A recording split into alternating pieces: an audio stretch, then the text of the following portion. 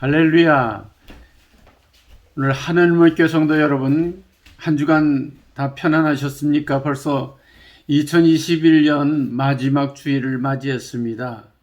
여러분 가정과 모든 일터 위에 하나님 평강과 은혜가 함께 하시기를 바랍니다. 지난 주간에 또 이번 주에도 봄비처럼 비가 내린다고 하는 반가운 소식 듣게 되었습니다. 산에는 눈이 덮여 있습니다. 새로운 계절을 맞이해서 하나님의 축복과 은혜 그리고 새로운 봄 기운이 다가오는 이때에 모든 코비드-19과 같은 질병 물러가고 새로운 성령의 바람이 불어와서 건강하게 행복하게 시작하는 그런 복된 계절이 돌아오게 될 줄로 믿습니다. 하루속히 우리 하늘문교 성도들 아주 기쁜 마음으로 만나 뵐 수 있도록 은혜 주시기를 간절히 바라며 건강에도 유념하시고 신앙과 믿음 안에 승리하는 그런 여러분들 다 되시기를 주님의 이름으로 간절히 부탁드립니다. 선교지에서도 또 한국에서도 오레곤과 여러 타 지역에 있는 우리 사랑하는 성도들 가정 위에 하나님 축복과 은혜가 함께 하시기를 주님의 이름으로 간절히 축원드립니다.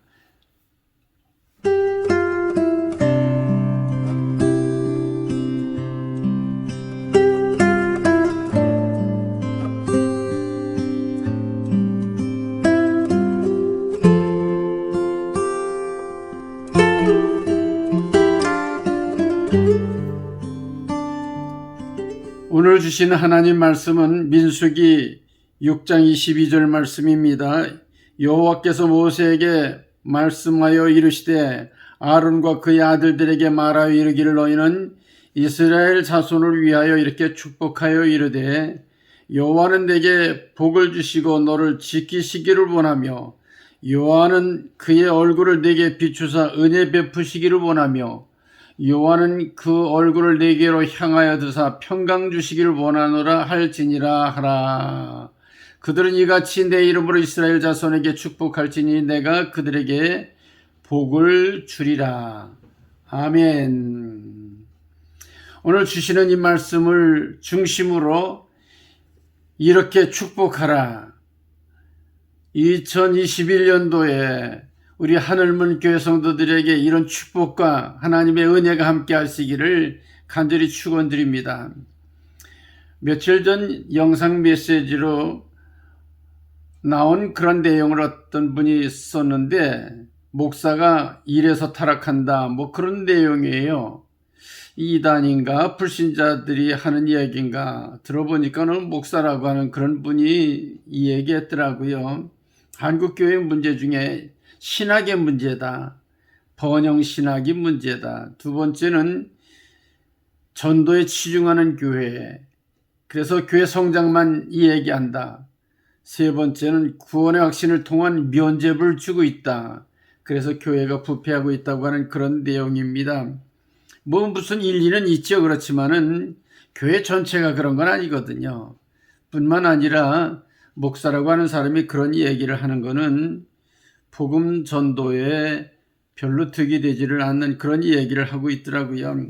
그러나 우리는 또 그 이야기에 귀를 기울여 볼 필요는 있지요. 예수님께서도 광야에서 마귀에 이끌려 시험을 당하실 때에 첫 번째 그 마귀의 시험이 뭡니까? 이 돌들로 떡을 만들어 먹으라.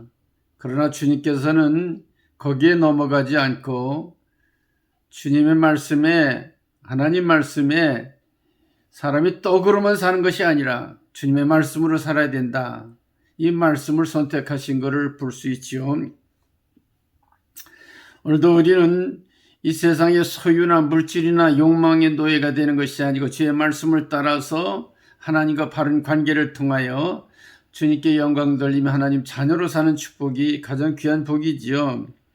이제 2월 중순쯤 되면은 구정이 오게 되죠. 그러면은 어른들에게 세배하러 가는데 세배 가면은 어른들이 덕담 나누시고 또 이제 세뱃돈도 주곤 그러죠. 어렸을 때는 세뱃돈 그것 때문에 재미가 있었는데 나이 들고 보면은 부모님이 할아버지가 이렇게 나를 사랑하시는구나 그 사랑을 느끼게 되죠.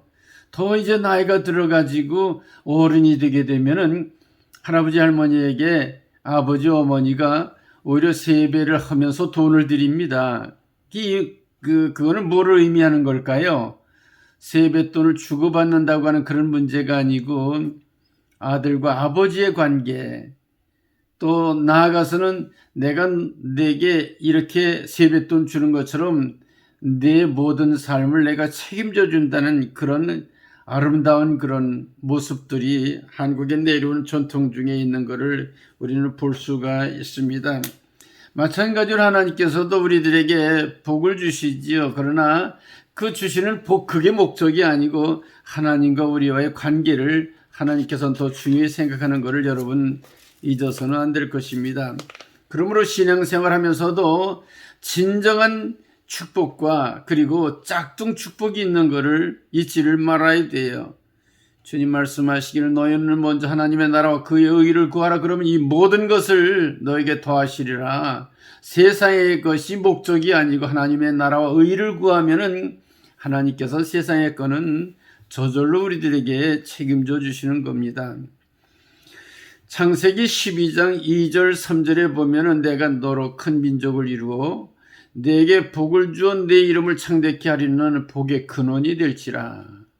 너를 축복하는 자에게 내가 복을 내리고 너를 저주하는 자에게는 내가 저주하리니 땅의 모든 족속이 너로 말미암아 복을 얻을 것이니라. 아브라함을 이렇게 하나님께서 복을 내리시고 아브라함을 통해 가지고 우리가 이렇게 믿음의 조상을 따라서 복을 받게 되는 거죠. 오늘 성경 본문의 모세는 제사장과 아론 그 아들들 제사장들에게 이스라엘 백성들을 향하여 너는 이렇게 복을 빌어라.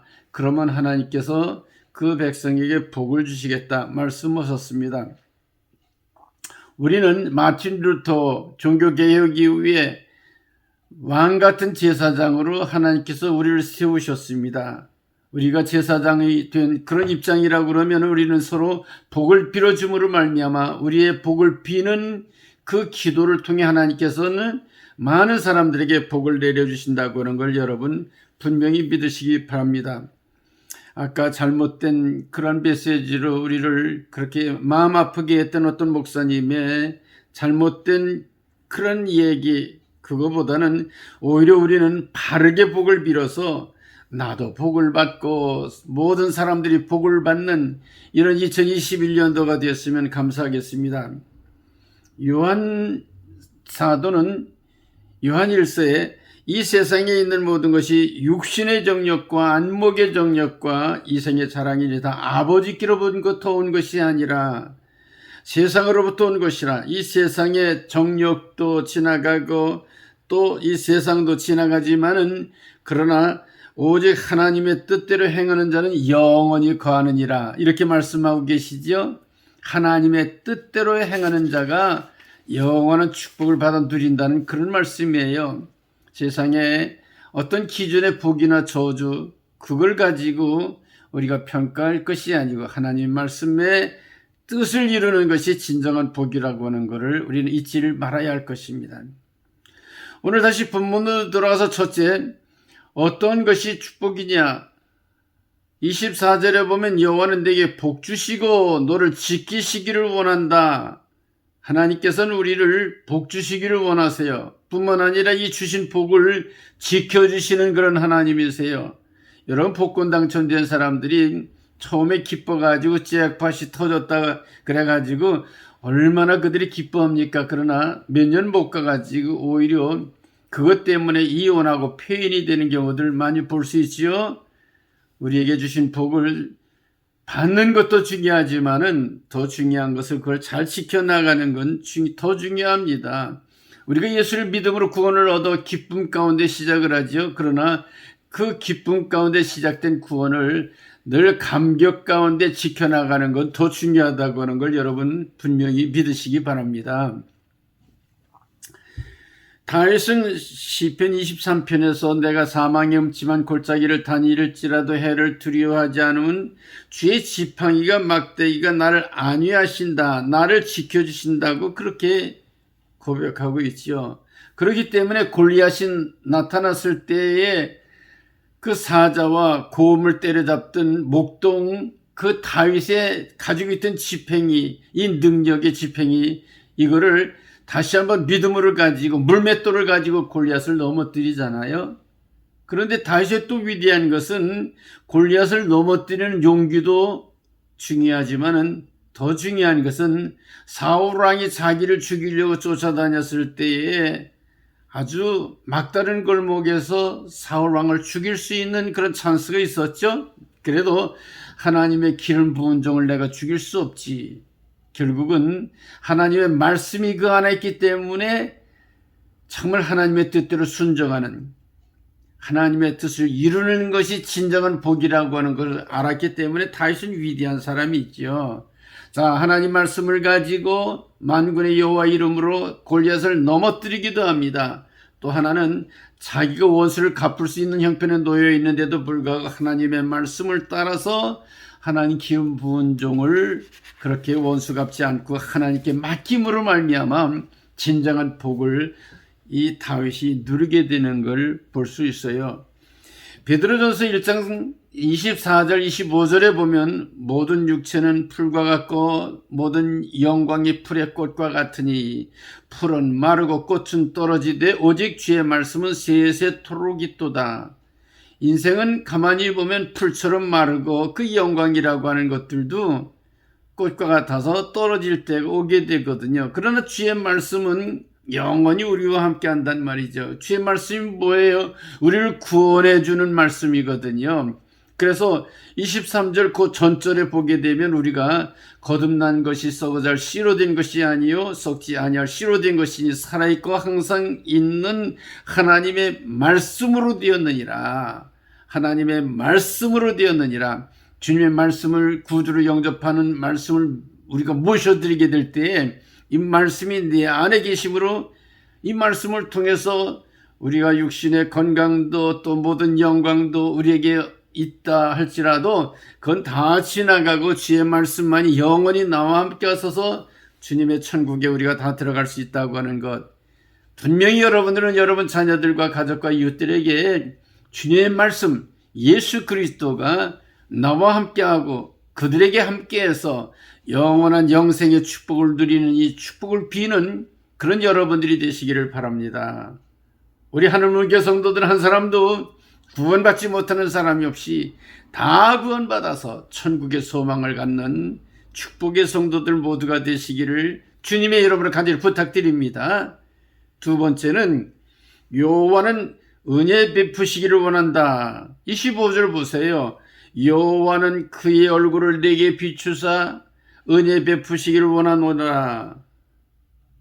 여호와 하나님께서 여러분들에게 은혜의 빛을 비춰서 다 은혜 가운데 살기를 원하신단 말이죠.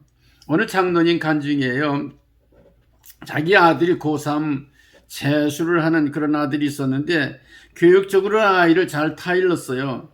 근데 얼마 있어서 그 아들의 일기장을 엄마가 보니까는 아버지를 죽이고 싶도록 밉다 뭐 그런 그 내용이 메모가 있는 거예요.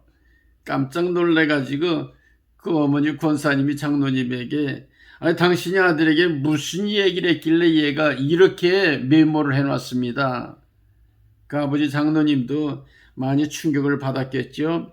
기도하는 가운데 아들에게 편지를 썼습니다. 아들이 사랑스러운 20가지 이유, 그래가지고 아들이 사랑스러운 이유를 20가지를 전부 써가지고 그래가지고 편지를 써서 아들에게 보냈습니다.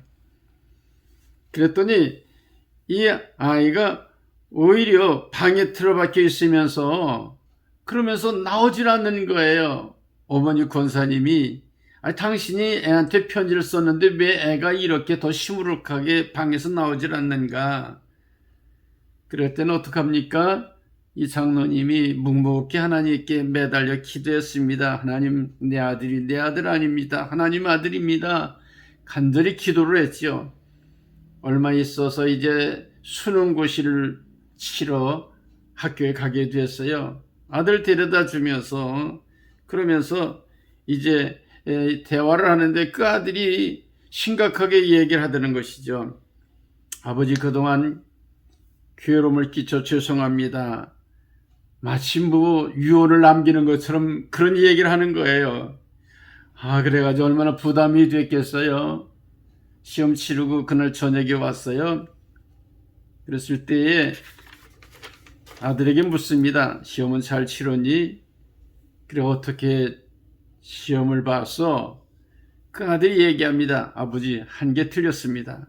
사실은 아버지의 저를 칭찬하는 편지를 받고 내 인생을 새롭게 시작한다는 마음을 가지고 열심히 준비했습니다.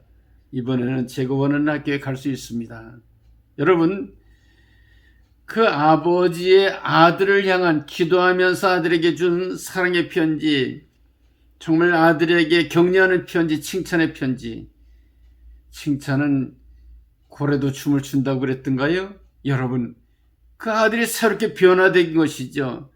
하물며 아버지가 이렇게 칭찬해 주는 것이 아들이 힘이 됐다 그러면 우리 하나님 아버지께서 우리를 은혜 베풀어 주시고 칭찬해 주신다 그러면은 얼마나 우리의 힘이 생기게 되겠습니까? 사도 바울은 예수 믿는 사람 핍박하던 악한 사람이었습니다. 그러나 예수님의 은혜의 빛이 그에게 비치게 될 때에 완전히 사울이 변해서 사도 바울이 되었습니다. 스데반이라고 하는 분은 집사인데 그리스도의 복음을 전할 때에 많은 사람들의 핍박을 받았습니다. 그리고 돌로 쳐서 죽임을 당할 때에 죽는 순간에도 하나님의 은혜가 그와 함께함으로 말미암아 그 얼굴이 해와 같이 빛났다고 그렇게 기록하고 있습니다. 여러분, 오늘 우리는 주님의 은혜를 우리가 가지고 살아야 됩니다. 제가 얼마 안 되는 인생을 살았지만은 지난 과거를 돌이켜보게 되면은 전부 하나님의 은혜로 됐더라고요. 내가 생각하는 대로 된 것이 아니고 하나님의 은혜로 길을 인도해 주셨어요. 아마 지금도 제가 이런저런 것을 이야기한다 그러면은 저를 그렇게 인정할 사람이 별로 없을 것 같아요. 돌아가신 우리 어머니 말고는 아마 옆에 있는 분들이 짜증을 낼지도 모르겠어요. 자격이 없는데 은혜로 받아주시는 것, 그것은 하나님만은 분명한 것을 깨달아 아시고 여러분 자녀들에게, 여러분 이웃들에게 하나님의 은혜가 당신에게 함께합니다. 정말 그들이 힘들고 어려울 때 하나님의 은혜의 축복을 빌어줄 때 새로운 믿음과 용기를 가지고 정말 코비드-19은 이기고 새롭게 도전해서 승리하는 삶을 사는 이런 축복된 자녀들이 될 줄 믿습니다. 마지막으로 우리 자녀들에게 평강을 빌어주는 이런 축복이 우리에게 있어야 되겠습니다. 평강을 빌어준다고 하는 것, 이게 얼마나 감사한 일입니까? 그래서 26절에 보면 여호와는 그 얼굴을 내게로 향하여 드사 평강 주시기를 원하노라. 여호수아 리프맨이라는 분의 마음의 평강이라고 하는 그런 책에 보게 되면은 한 젊은이가 자기가 소원을 이야기하면 다 들어주는 노인을 찾아가게 됩니다. 소설의 얘기입니다. 그 노인이 내가 원하는 것이 뭐냐? 건강입니다. 재물입니다. 또 미모입니다. 재능입니다. 권력입니다. 명예입니다. 자기가 원하는 것을 전부 소원을 얘기하는 거예요. 다 듣던 그 노인께서 그런데 다 모든 게 있다 하더라도 한 가지 부족한 것이 있다. 평안함이 없으면은 그게 무용지물이다. 그때 깨닫게 됩니다. 정말 그렇습니다. 다른 건 몰라도 제게 평안함을 빌어주십시오. 그 소설의 내용이죠. 여러분, 건강하고 돈 있고 모든 게 다 있어도 날마다 병들고 마음에 고통이 있고 번민하고 싸우고 다툼 있고, 여러분 그게 사는 겁니까? 오래 살아봤자 그거는 정말 지옥이죠. 자, 오늘도 우리는 이 평강을 가져야 되는데 세상이 주는 평강이 아니라 하늘로부터 평안을 가져야 됩니다. 세상이 빼앗을 수 없는 평안을 가져야 됩니다. 예수님 말씀하십니다. 요한복음 14장 27절에 평안을 너에게 기초니 곧 나의 평안을 너에게 주노라.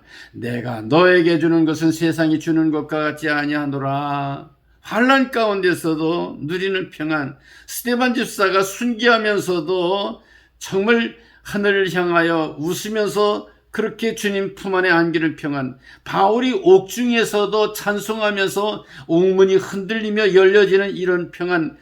사도 베드로가 내일 죽을 줄 알면서도 그 예루살렘 옥중에서 깊은 잠에 빠져 천사가 와서 깨도 일어날 수 없을 정도로 편안하게 그렇게 잠잘 수 있는 평안, 여러분, 이 평안이 우리에게 있어져야 됩니다. 1736년 1월 25일에 찰스 웨슬리가 배를 타고 가다 선상에서 일기 쓴 내용이 웨슬리 일기에 있습니다. 찰스 웨슬리는 그 형 요한 웨슬리와 더불어 영국을 복음화시키고 감리교의 그런 위대한 선교의 장을 열었던 그런 분이죠. 이제 그가 영국에서부터 저 미국 조지아주를 향해서 배를 타고 가는데 풍랑을 만나게 되었어요. 그래가지고 거친 풍랑으로 배가 파손이 되고 심지어는 돛대가 부러져 가지고 난파 직전에 놓이게 된 것이죠. 사람들이 전부 두려워서 어찌할 바를 모르고 있는데 몇몇 모라비안 가족들이 시편을 읽고 찬송을 하면서 기도하고 있는 모습을 발견하게 됐습니다. 너무 정말 감동적이었죠. 그래서 처음엔 이상해서 봤는데 그들의 아름다운 믿음의 모습을 보면서 물었습니다. 당신들은 이 풍랑 가운데서 겁나지 않습니까? 그들 얘기합니다. 감사하게도 우리에게는 두려움이 없습니다. 아니, 당신들은 그렇다 하더라도 당신의 자녀들과 당신의 부인들은 두렵지 않습니까? 우리 가족들도 죽음에 대해서 조금도 두려움이 없습니다.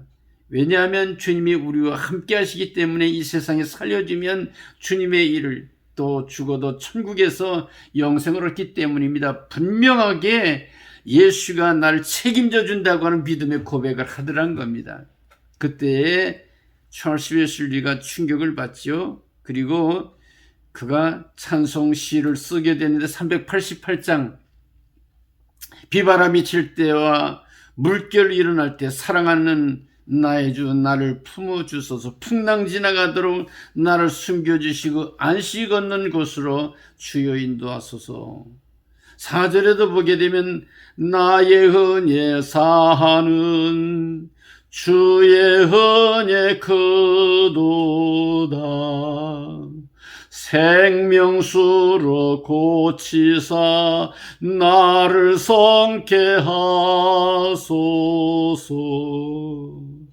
생명수는 예수님 마시게 하옵시고 샘물처럼 내 맘에 솟아나게 하소서. 여러분, 주님의 주신 평안이 있기 때문에 샘물처럼 오히려 솟아나는 기쁨과 감사와 감격으로 다른 사람에게 신선한 영향력을 끼치는 이런 삶, 이것이 얼마나 귀한 일입니까? 이거는 저절로 되는 게 아니고 주님께서 내가 평안을 주실 때에 가능하다고 하는 걸 여러분 분명히 믿으시기 바랍니다.